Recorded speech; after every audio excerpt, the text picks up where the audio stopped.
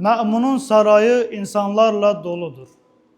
Mə'mun öz zəmanəsinin imamını məğlub etmək üçün müxtəlif din və məzhəb alimlərini saraya dəvət edib. Bir tərəfdə Yəhudi alimləri, digər tərəfdə Zərtüşt alimləri və digər bir tərəfdə isə Məsihi Xristiyan alimləri öz aralarında bəhs edir ki, necə İmam Rıza əleyhissalamla bəhs etsinlər. Münazirə başlayır. İmam Rıza əleyhissalam Zərtüşt alimləri ilə qısaca bəhs edir və onlar İmam Rıza əleyhissalama cavab verməkdən aciz qalırlar.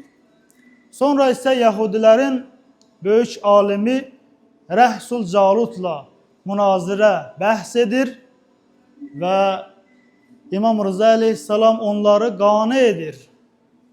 Daha sonra Xristiyan alimi Mə'muna üst tutaraq deyir ki, ey əmirəl-müminin, kitabını və peyğəmbərini qəbul etmədiyim bir şəxslə necə bəhs edə bilərəm?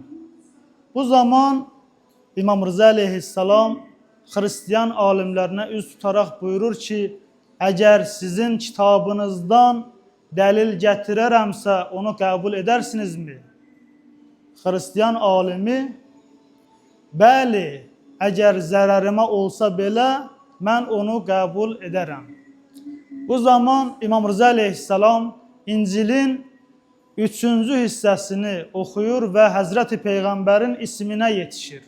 Sonra isə İncilin digər hissələrini oxuyur, orada Həzrəti Peyğəmbərin ailəsinin və ümmətinin haqqında olan məqamlara yetişir.